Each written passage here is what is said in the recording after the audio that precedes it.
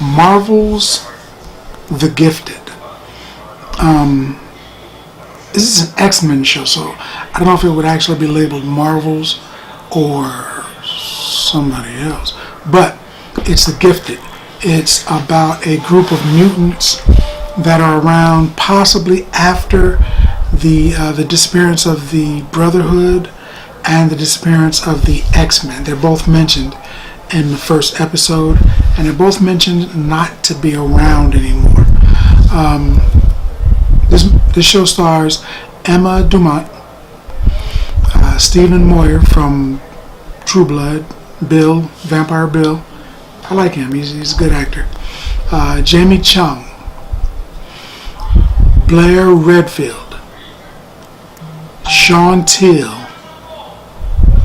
and there's a special guest star appearance from Stan Lee. It's got Stan Lee's stamp of approval. He showed up in the movie, so he must dig the TV show. He must dig it, and if he digs it, who am I not to dig it? So essentially what it is a lawyer who prosecutes mutants and sends them away, finds out that two members of his family, his immediate family, are mutants. So now he has to decide, do I tell on them or what? It's his family. He's been putting mutants away forever, but this is his family, man. So of course they're on the run. And the very group of mutants that he's been putting away for years, he needs to turn to them to ask for help. That's the premise of the original show, the first episode. The Sentinels show up in this TV series, and right now they're not 30-foot tall, gigantic robots. They're dudes with high-tech weapons, and I kind of like the concept of that. You could kind of see how it might evolve into more, but right now they're just dudes with high-tech weapons. They give a pretty good display of the abilities of these actually fairly high-ranking mutants. I thought they were going to go with a lot of unknown names, but if you're a comic book guy, you look and be like, oh man, wow, he's in this? Oh wow, they've got her, she's in it? Wow. So they're taking a chance, going with some names that if you're not a comic book guy, you're probably not going to know. But if you've been reading them for many, many moons, you're going to say, yeah, wow, I know him, I know her.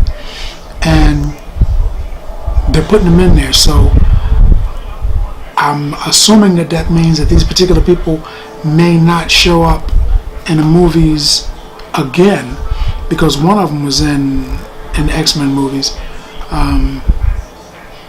I'll go ahead and say it. Thunderbird, he's in it, and they portray him pretty well. This whole tracking thing, I mean, dude can look around a corner. How's that happen? But it was cool. And he's got abilities, and they kind of make it so it's separate from the way Wolverine would track somebody, and it still works pretty well.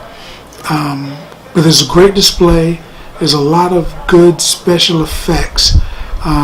It looks like they've got a bigger budget than other shows, like say The Inhumans, who are a brand new show, because the special effects on this show was completely different. It was grand, it was great, and it was amazing.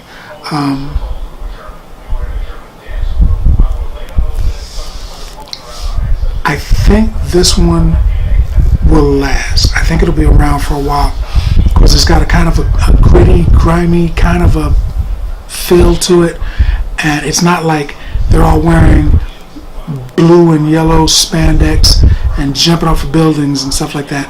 It's more grounded, and that's kind of how Netflix is doing their shows, and it's working well for them.